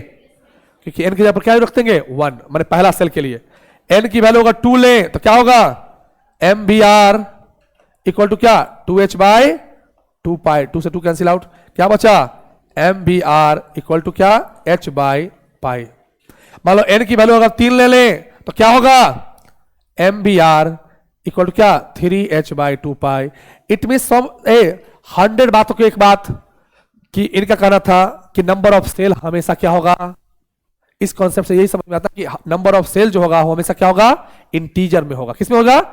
यानी कभी भी आप ऐसा नहीं बोल सकते हो कि 2.5 सेल में जाना है, 3.5 सेल में जाना है, ऐसा। समझ बात को? यही थ्योरी कहना था इनका। हो जाएगा? उतार लीजिए। MBR इक्वल टू क्या? NH/2π। ठीक है? अब सुनो, अब हम कैलकुलेशन करते हैं, फॉर्मूला को डिराइव करते हैं। क्या हुआ? अच्छा ठीक है, लिखो कैलकुलेशन ऑफ। अब सुनिए, इनसे जब पूछा गया, इन्होंने कहा कि मैं इलेक्ट्रॉन के रेडियस को भी निकाल सकता हूं। लोगों ने कहा कुछ ज्यादा हो गया नील्स बोर, तुमने बोर कर दिया हमको। एक तो एटम जिसको हम देखे नहीं, पहले बोला थॉमसन की बीज की तरह है तो मान गए, लगा कि तरबूज की तरह है तो अच्छा लगा। बाद में अल्फा स्कैटरिंग करके रदरफोर्ड ने और माथा कंफ्यूज किया कि एटम के अंदर न्यूक्लियस है, न्यूक्लियस में प्रोटॉन और न्यूट्रॉन एंजॉय कर रहा है और इलेक्ट्रॉन एक ही पाथ पर, सर्कुलर पाथ पर घूम रहा है। तो यहां तक तो ठीक थे। अब तुम कहते हो कि एक एटम है और उसके अंदर डिफरेंट सेल है, उसका नाम भी तुम रख दिया के एलिमेंट करके रख दिया है। और ये भी कहते हो कि के में 2 रख सकते हैं, एल में 8, एम में 18, एन में 32। और उसके बाद हद तो तब हो रहा है कि तुम कहते हो कि उस इलेक्ट्रॉन का हम माने सेल, अलग अलग सेल में हम रेडियस भी निकाल सकते हैं। तो तुम कहना क्या चाहते हो? नील्स बोर कहा कि हम एक एक इलेक्ट्रॉन का, बस। हाँ, ये किसके लिए वैलिड है? हाइड्रोजन एटम के लिए, या क्या? हाइड्रोजन लाइक स्पीसीज के लिए। मतलब कि जिसके पास एक ही इलेक्ट्रॉन होगा, वही माने वही इलेक्ट्रॉन। जो समझो, मान लो इतना बड़ा घर में एक ही आदमी है, कभी इस रूम में गिर रहा है, कभी उस रूम में भाग गया, कभी उस रूम में चला गया, कभी छत पर बैठा हुआ है, कोई बतियाने वाला नहीं है ना? दिन भर एक्साइटेड है ना? कभी कुत्ता के साथ घूम रहा है, कभी बिल्ली को भी पकड़ लिया। अकेले जब घर में तुमको चाबी मिलता होगा, मान लो मम्मी कभी बाहर जाती होगी, घर में कोई रहता, चाबी उस समय लगता होगा कि आज के राजा या रानी हम हैं, है ना? उस समय और कंफ्यूजन होता है, कहां पैर रखे और कहां सर रखे। देखो ध्यान से, क्योंकि उस समय हर बेड पर जाके 5-5 मिनट सो लेते हो, है ना? देखो माने अकेला आदमी बड़ा बड़ा परेशान रहता है, मानते हो कि नहीं? अकेला आदमी सही में कंफ्यूज होता है, कुछ देर इस बेड पर सो गए, कुछ देर उस पर पैर रख रहे हैं, है होता है कि नहीं? उस तरह से एक ही इलेक्ट्रॉन है जो जंप करके कभी लोअर में रहेगा, कभी हायर में जाएगा, कभी लोअर से हायर में आ जाएगा। तो लोगों ने कहा, देख रहा एक एक साइंटिस्ट कैसे कैसे आगे बढ़ा है। साइंस केमिस्ट्री एक्सेप्शनल सब्जेक्ट नहीं है, ये साइंस कैसे इंक्रीज किया है, इतना दूर तक पहुंचा है, उसका सब्जेक्ट है ये। इसलिए सब्जेक्ट क्या करता है? लॉजिकल सब्जेक्ट है, धीरे धीरे आगे बढ़ता है। चलिए देखिए, अब आगे बढ़ते हैं। देखो कैलकुलेट, अब कहा इन्होंने कि हम एक एक इलेक्ट्रॉन का रेडियस, उसकी वेलोसिटी और उसका एनर्जी कैलकुलेट कर सकते हैं। लोगों ने कहा करो, करके दिखाओ। लिखोगे इसी पर आधा क्वेश्चन, मैंने पूरा चैप्टर का आधा कॉन्सेप्ट इसी पर लिखोगे। Calculation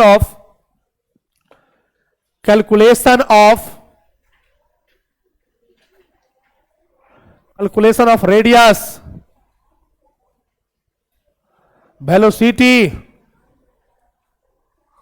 and energy of different shell. क्या बोलो? डिफरेंट क्या? सेल। इसी को हम बोलते हैं nth सेल। क्या बोलते हैं? nth shell. मान लो कोई इलेक्ट्रॉन अगर पहला सेल में है तो उसके एनर्जी क्या बोलेंगे? V1 cell. उसका रेडियस क्या बोलेंगे? R1। जो मान लो कोई अगर दूसरा सेल में है तो उसका रेडियस क्या होगा? R2। तीसरा में क्या होगा? R3। रेडियस के लिए R। अरे बोलो, होगा ना? चलिए, उसमें भी सबसे पहले हम जानते हैं रेडियस को निकालना सीखेंगे। किसको निकालना सीखेंगे? रेडियस को। लास्ट में देखो मैं प्रूफ करूंगा हर वैल्यू को। नीट में जनरल लोग प्रूफ नहीं करते, डायरेक्ट आंसर लिख देते हैं, वैल्यू लिख देते हैं। हम प्रूफ करेंगे कि वैल्यू को। आपको लास्ट का डाटा खाली याद रखना है, बस। एक ही फॉर्मूला है, उसी को याद रखना है। सारे का क्या है? 3 है ना? रेडियस के लिए एक फॉर्मूला, वेलोसिटी के लिए एक फॉर्मूला, और हम फॉर्मूला को प्रूफ करेंगे कैसे। देखो सुनिएगा, क्योंकि ये फिजिक्स में 12th में भी आएगा, तो 12th में तो क्वेश्चन बोर्ड में भी आ जाएगा। 12th के क्वेश्चन बोर्ड में भी आएगा, बोर्ड में भी, समझे? वहां प्रूफ करना आता है 12th के बोर्ड में। किसमें? फिजिक्स में। तो केमिस्ट्री में पढ़ा देंगे तो फिजिक्स में भी क्या होगा? हेल्प लग जाएगा। 5 नंबर का क्वेश्चन आता है। देखिए, ये सीबीएसई का क्वेश्चन, फेवरेट क्वेश्चन है कि calculate the radius, velocity and energy of क्या? 5th cell. ऐसा बोल देगा 5th सेल, तो निकालना होता है। तो सबसे पहले हम निकालते हैं क्या? कैलकुलेशन ऑफ क्या? रेडियस। कैलकुलेशन ऑफ क्या? Calculation of nth shell radius. nth shell क्या? रेडियस। nth तो समझे? मान लो पहला सेल है तो n1 है ना? चलिए सुनिएगा लॉजिक। अभी हमने जस्ट बताया था ना कि एक सर्कुलर पाथ है, उसके अंदर न्यूक्लियस है जिसका चार्ज क्या बताया था? प्लस जेडी बताया था ना? अरे बोला था। ये इलेक्ट्रॉन है जो कैसे मूव करता है बताओ? v वेलोसिटी से मूव करता है, और इसकी मास कितनी है? इसका मास है कितना? m मास है। m मास का इलेक्ट्रॉन है। बाहर की तरफ जो फोर्स लगता है क्या बोलते हैं? सेंट्रीफ्यूगल फोर्स, जिसका वैल्यू कितना होता है बताया था ना? mv²/r। याद रखना वैल्यू, इसको कहा जाएगा, फिजिक्स में प्रूफ किया जाएगा। ये क्या है? अंदर से जो फोर्स क्या बोलते हैं? सेंटीपिटल। और दोनों फोर्स बराबर है, इसलिए इलेक्ट्रॉन सर्कुलर पाथ पर क्या होता है? मूव करता है। ये बात किसने नहीं समझे? तुम कोई इधर से भी इतना ही ताकत से खींच रहा है, इतना क्या होगा? तुम बीच में मूव करोगे ना। Centripetal force. ये क्या हो गया? देखो ध्यान से, ये इलेक्ट्रॉन मूव किया तो एक चीज बताओ, सेंटीपिटल फोर्स बराबर किसके? सेंट्री। इसलिए तो इलेक्ट्रॉन क्या करता है? मूव करता है। आया सर समझ में? देखो मैं कितना तोड़ तोड़ के पढ़ाता हूं, जो वहां से यहां से लॉजिक दिया तो तुरंत समझ में आ गया एकदम। इसलिए मेरा जो फिल्म चलता है ना, फिल्म चलता है एकदम धीरे धीरे चलता है, एकदम एक सीन के बाद दूसरा सीन, तीसरा सीन, तीसरा पॉइंट, चौथा पॉइंट, ऐसे चलता है। इधर कभी कुछ कुछ टीचर, कभी कुछ, उसमें क्या होता है बच्चों कंफ्यूज, हमारा में तो कभी कंफ्यूज नहीं हो। हाँ ये बात है, तुमको कैलकुलेशन में अगर जोड़ घटाव में दिक्कत होता होगा, लेकिन कभी ये नहीं होता थ्योरी समझ में नहीं आया, कॉन्सेप्ट समझ में आया, ये कभी नहीं होगा मेरा क्लास में। हार्ड से हार्ड टॉपिक में माथा में सेट होगा। हाँ कैलकुलेशन फंसोगे, लॉजिक तुमको माथा में सेट नहीं होगा तो तुम फंस जाओगे। वो तो तुम्हारा कैलकुलेशन है, तुम्हारा बचपन का चीज है, वो तुमको हम नहीं सही कर सकते हैं। बहुत हद तक कोशिश की है सही करने का, लेकिन अब उतना समय नहीं है जो अब तुमको एकदम अब 2 जोड़ 2 4 होता है, 4 जोड़ 4 8 होता है, ये पर काम करें। देखो सेंट्रीपिटल फोर्स क्या फॉर्मूला है बताओ? के Q1 Q2 बाय क्या? R square. ये कितना होगा? mv स्क्वायर बाय आर, है ना? अच्छा मैं इसको लिख सकता हूं ना, के क्या जेडी, इसको E बाई क्या? R square. ये क्या हो गया बुआ? mv square by R. R से एक बार कैंसिल आउट, क्या बच गया? K Z E square by में क्या? आर इक्वल टू क्या हो गया? mv square. क्या मैं इसको इधर लेके आ जाऊं तो लिख सकता हूं ऐसे, mv स्क्वायर इक्वल टू क्या? के जेड ई स्क्वायर बाई में क्या? आर। ये क्वेश्चन नंबर क्या बना? फर्स्ट। उतारो, इस समझ में आ गया क्या?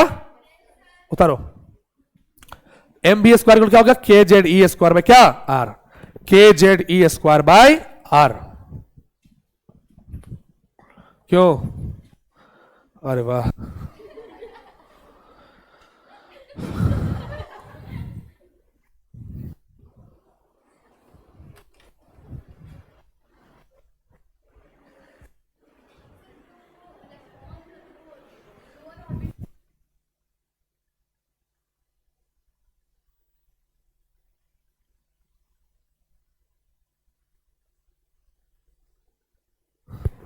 हेलो। हाँ वही हम बताएंगे अभी।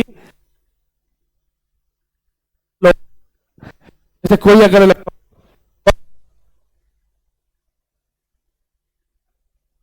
कोई कंपाउंड होगा, उस सब दम धरो, अभी जितना बात ही बोल रहे हैं ना उसको हम तोड़ तोड़ के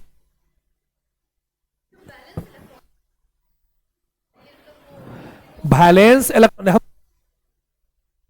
लेकिन केमिस्ट्री कहता है हमेशा कि कम एनर्जी जिसमें खर्च हो, अटैच इलेक्ट्रॉन होता है, जिसके चलते हम कम एनर्जी लगाएंगे फिर भी वो क्या हट जाएगा, इसलिए उसको हम हटवा देते हैं। चलो देखो पहले क्या हो गया? mb स्क्वायर क्या हो गया बोलो? के जेड ई स्क्वायर बाय क्या? के जेड ई है ना? K Z square by are. आगे लिखना है। अभी जब हमने बताया था बोर क्वांटाइजेशन, अरे बताया था ना, क्या था फॉर्मूला? बोर क्वांटाइजेशन का फॉर्मूला क्या था? mvr इक्वल टू क्या? nh बाई 2 पाई, यही था ना? mvr इक्वल टू क्या था? nh बाई 2 पाई। मस्त सो रही थी, सपने देख रही थी कि हम डॉक्टर बन गए, पिताजी पिता नहीं रहे हैं, है ना? वाह, पिताजी भी पिता नहीं रहे हैं, मां भी ममिया नहीं रही है। कितने अच्छे दिन चल रहे थे और हम जाके विलेन का रोल किए, उठा दिए। चश्मा खोल करके सपना देखती है बेचारी, कहीं कहीं कुछ सपना चश्मा से रुक ना जाए तो पूरा का पूरा चश्मा में क्या हो जाए, सोने आती है।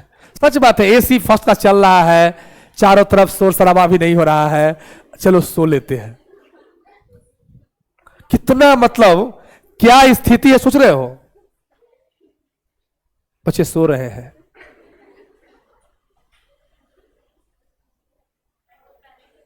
आ? क्या पूछ लेती हो? सुनो छोड़ो, सुतो, कोई दिक्कत नहीं। अब क्या कर सकते हैं? कोई क्या कर सकता है?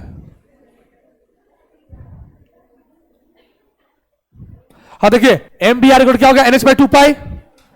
हमको क्या है? हमको किस पे फोकस करना है? रेडियस निकालना है। रेडियस के लिए क्या है? r है। अब देखो ध्यान से, क्या करें? इधर एक फॉर्मूला अभी जस्ट आया था, क्या आया था? एम बी आर इक्वल क्या, NH बाई 2 पाई है। अब हमको इधर देखो गौर से, इधर देखो ध्यान से, एक फॉर्मूला आया था ना, क्या था, एम बी स्क्वायर क्या था, K Z E square by क्या, आर। यानी एम बी स्क्वायर इक्वल क्या है, के जेड ई स्क्वायर में क्या है, आर है। हमको रेडियस निकालना है ना, माने आर पर फोकस करना है। सुना देखो कैसे डेरिवेशन होगा, तुमको खुद करने आ जाएगा डेरिवेशन। इधर क्या एम बी आर इक्वल क्या, NH बाई 2 पाई। अरे एम बी आर इक्वल क्या है, NH बाई 2 पाई। अब करे तो करे क्या, अब सोचो, अब क्या बोलो बोलो बोलो, कुछ बोलना ही थे, डिस्टर्ब नहीं करो। देखो एम बी क्या होगा, NH बाई 2 पाई। अब क्या करें, सोचो। अब सोचते हैं, क्या मैं M V equal to NH by 2 pi R लिख सकता हूं ना। लेकिन इसका कोई फायदा नहीं होगा। क्यों नहीं फायदा होगा, क्योंकि हमको रेडियस चाहिए ना, है ना। हमारा फोकस किस पर है, रेडियस पर। हमारा फोकस सब पर नहीं है, किस पर है, रेडियस पर। और रेडियस उस, देखो एक फॉर्मूला और था, ये था सेकेंड इक्वेशन, इसको मान लो क्या, सेकेंड इक्वेशन। अभी क्या निकाले थे, M V square equal to क्या था, K Z E square by क्या, आर।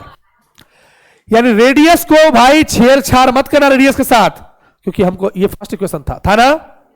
अब सोचो, ध्यान से, अभी कलम नहीं चलाना, कलम चलाओगे फंस जाओगे।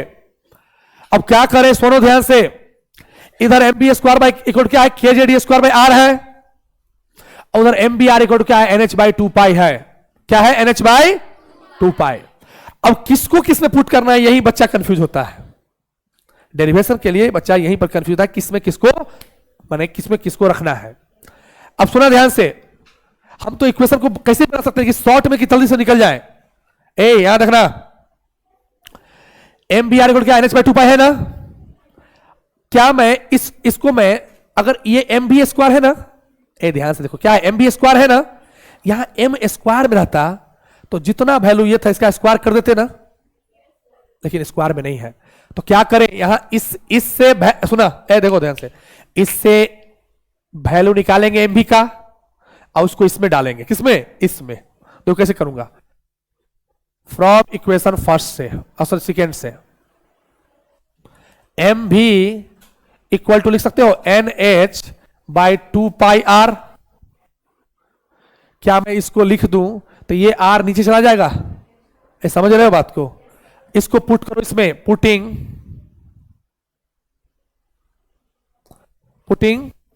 याद रखना कैसे बनाएंगे, फर्स्ट में। यहां देखो, ये एम भी स्क्वायर है, भी तो स्क्वायर में है लेकिन एम तो स्क्वायर में नहीं है। तो क्या करें, क्या मैं इसको लिख सकता हूं, एम स्क्वायर भी स्क्वायर बाई एम लिख सकता हूं। अब हो गया, अरे समझ में आ रहा है, इससे मैं बहुत अस्थिर से पढ़ाता हूं। देखो ध्यान से, एम स्क्वायर भी स्क्वायर क्या, एम निकला, के जेड ई स्क्वायर बाई क्या, आर। मेरा फोकस किस पर है, रेडियस पर फोकस है, इसलिए वेलोसिटी चला जाए तेल लेने चलेगा, मास चला जाए चलेगा, लेकिन रेडियस रहना चाहिए इक्वेशन में, है ना, क्योंकि रेडियस निकाला है ना। तो एम भी का वैल्यू क्या निकला हुआ है, देखो तो NH बाई 2 पाई आर है ना। तो डालो तो वहां पर, तो जहां पर एम स्क्वायर भी स्क्वायर क्या लिख सकते हो, अरे NH बाई 2 पाई का आर का होल स्क्वायर लिख सकते हो, नहीं समझे, हाँ। अरे एम भी का वैल्यू कितना है, NH बाई 2 पाई आर। या क्या, एम स्क्वायर भी स्क्वायर, यानी एम भी का स्क्वायर। एम भी के जो वैल्यू डालोगे तो क्या निकलेगा, NH बाई 2 पाई आर का क्या, होल स्क्वायर। अच्छा, एम किधर जाएगा, एम को इधर कर दिया, M K Z E square by क्या, आर। अब बताओ क्या निकलेगा, इधर बताओ, N square H square by में क्या, 4 पाई स्क्वायर आर स्क्वायर होगा ना। समझ में आ रहा बात, उधर डालो, M K Z E square by क्या, आर। अरे बोलो ना, समझ आ रहा बात। इधर एक आर है, इधर 2 आर है, एक आर से एक आर साफ, एक आर से एक आर कैंसिल हो गया ना। अब यहां देखो, मुझे क्या चाहिए, मुझे क्या चाहिए बताओ तो, रेडियस। तो इधर कर देता हूं, एन स्क्वायर एच स्क्वायर, इधर तो कुछ बचा ही नहीं, सो गरीब। तो इसको मल्टीप्लाई करोगे तो क्या होगा, 4 pi square R M K Z E square होगा। मुझे किस पर फोकस करना है बताओ? रेडियस पर। इसको काट नहीं दिया हूं मैं, समझ में बात को? तो आर इक्वल टू क्या होगा बताओ? एन स्क्वायर एच स्क्वायर, ये जाएगा ना ऊपर, नीचे में कौन आएगा? 4 pi square M K Z E square. अरे बोलो, यही क्या हो गया? रेडियस ऑफ nth ऑर्बिट हो गया। क्या हो गया? N square H square by 4 pi square M K Z E square. ये बहुत बड़ा फॉर्मूला होता है ना? फिर से लिख दो, ये क्या है? रेडियस ऑफ nth ऑर्बिट क्या हो गया? इस फॉर्मूला को याद नहीं रखना है, लास्ट का जो वैल्यू देंगे वो लिखना है ना? बस हाँ, ये हम प्रूफ करने के लिए केमिस्ट्री फिजिक्स में पूछ देता है question. Radius of nth orbit क्या होगा बोलो? N square H square by 4 pi square M K Z E square. याद रहेगा ना? हाँ, कैसे हुआ ये इक्वेशन? देखो तो सेकंड को देखो, यहां एम बी स्क्वायर है, क्या मैं m से ऊपर मल्टीप्लाई कर दूं नीचे डिवाइड करूं तो एम बी स्क्वायर रहेगा ना? और हम तो तेज हैं कि हमको इतना वैल्यू डालना है इसमें, तो एम स्क्वायर भी स्क्वायर बाई एम, तो एम से एम कट गया तो एम बी स्क्वायर ही ना है। बस लिखने का तरीका चेंज करें ताकि कैलकुलेशन वैल्यू बनाने में आसान हो जाए। अब देखो, अब सबका वैल्यू पुट करते, लिख लिया इसको? कुछ लोग नो लेके बैठा हुआ है, नो सर। लिख लिया इसको? हाँ बोलो यस। बढ़े आगे, क्या हो गया इसका वैल्यू बताओ? रेडियस ऑफ nth ऑर्बिट का फॉर्मूला क्या हो गया? याद रखो, क्या हो गया?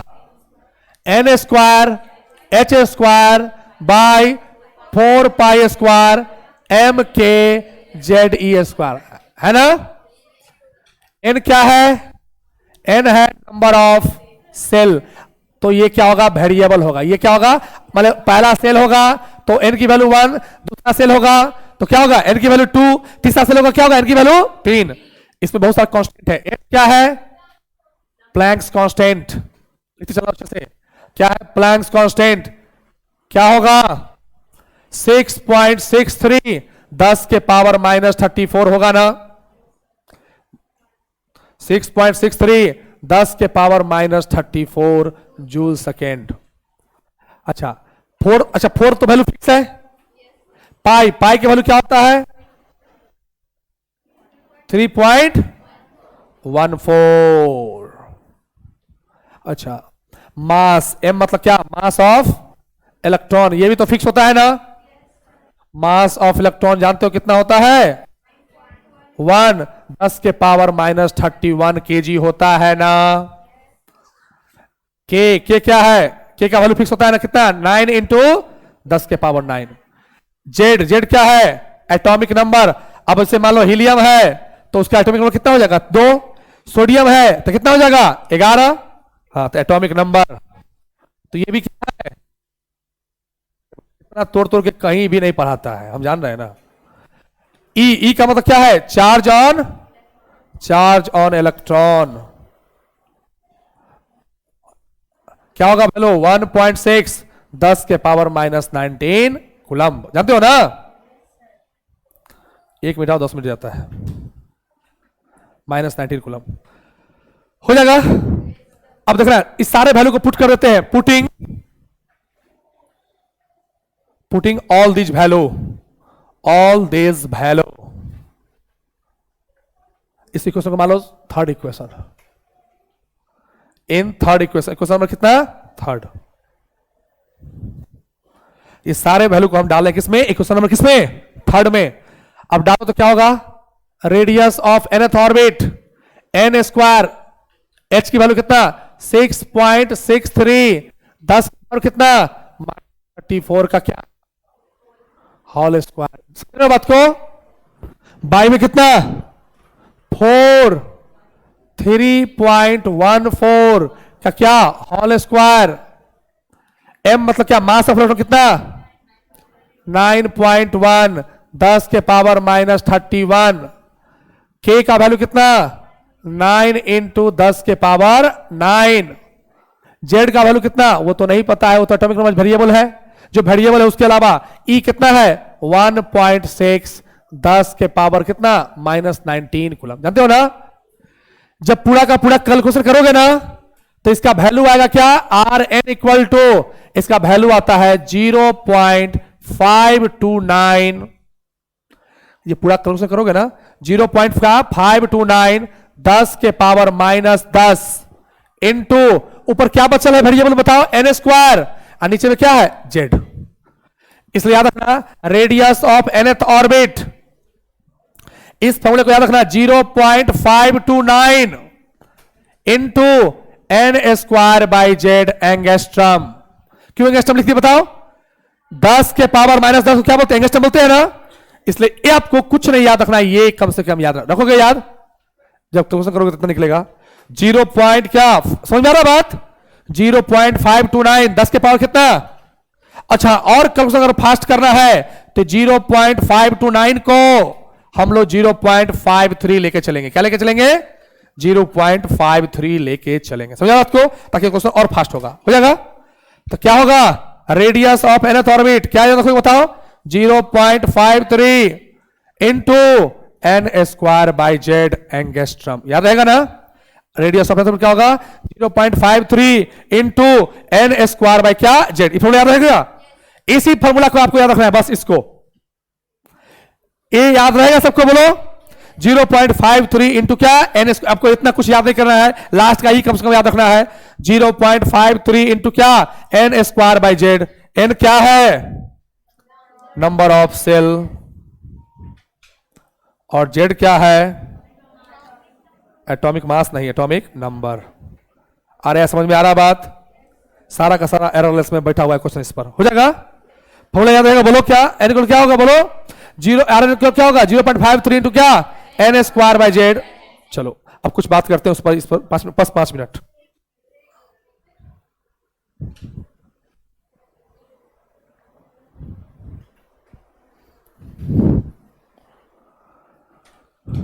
ठीक है, दो इस साइड समाज, हाँ क्या, हाँ बोलो, हाँ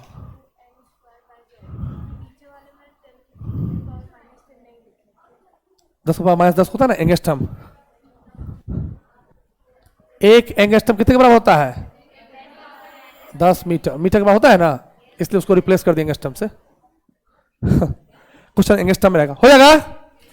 अब लिखो, अरे बढ़े आगे, कुछ नो लेके बैठा हुआ है, नो सर, नाक के नीचे मुंह है, हमेशा नो बोल दो। अरे बढ़े आगे, इस फॉर्मूला को याद रखोगे ना, रखोगे याद, लिखोगे। अब देखो इससे क्या क्या कंक्लूजन निकला, इससे यही करूँ क्या, रेडियस ऑफ एथर क्या हो गया बताओ, 0.53 into n square by Z angstrom. याद रहेगा ना, आपको यही याद रखना है, कोई दिक्कत। अगर मान लो देखो ध्यान से, फॉर फर्स्ट सेल, अगर फर्स्ट सेल की बात करें तो रेडियस क्या होगा बोलो, 0.5 first shell for hydrogen atom या hydrogen like species. Hydrogen atom या किसके लिए बात है बताओ, हाइड्रोजन स्पीसीज, समझते हो ना, और जिसके अंदर कितना इलेक्ट्रॉन होगा, एक। अब सुना ध्यान से, इधर देखो बुआ, फॉर फर्स्ट सेल की बात करें तो n की वैल्यू क्या होगा, 1 होगा ना, नहीं होगा, फर्स्ट सेल मतलब क्या, n की वैल्यू 1, और z कितना होगा 1। z क्यों 1, अरे हाइड्रोजन कैटेगरी में कितना होता है, 1 होता है, हाँ। तो रेडियस का क्या होगा, r1 कितना होगा बोलो, 0.53 इंटू 1 का स्क्वायर बाई 1 इंटू एंगस्ट्रम, यानी क्या हो गया 0.53 एंगस्ट्रम। यानी फर्स्ट सेल का रेडियस कितना होता है बताओ, माने पहला सेल में कोई इलेक्ट्रॉन है और कितना होगा 0.53 एंगस्ट्रम। बहुत कुछ इस वैल्यू को याद कर लेता, वो याद हो ही जाएगा। अगर n की वैल्यू 2 रखे, z की वैल्यू क्या 1, क्यों 1, क्योंकि हाइड्रोजन के लिए निकाल रहे हैं, तो रेडियस ऑफ सेकेंड क्या होगा बताओ, 0.53 इंटू 2 का स्क्वायर बाई 1 एंगस्ट्रम, यानी कितना हो गया 2.218 एंगस्ट्रम। क्यों, 2 का स्क्वायर 4 इंटू इतना हो जाएगा ना, तो रेडियस सेकेंड सेल का निकला 2.12 एंगस्ट्रम। समझ रहे बात, n की वैल्यू अगर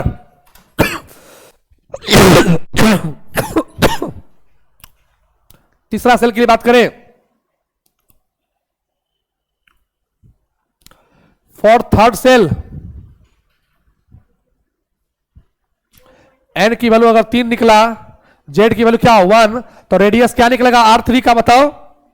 0.53 into N square by Z angstrom होगा ना। 0.53 इंटू 3 का स्क्वायर बाई क्या 1 एंगस्ट्रम, यानी मल्टीप्लाई करो तो क्या होगा 4.65 एंगस्ट्रम। अरे होगा,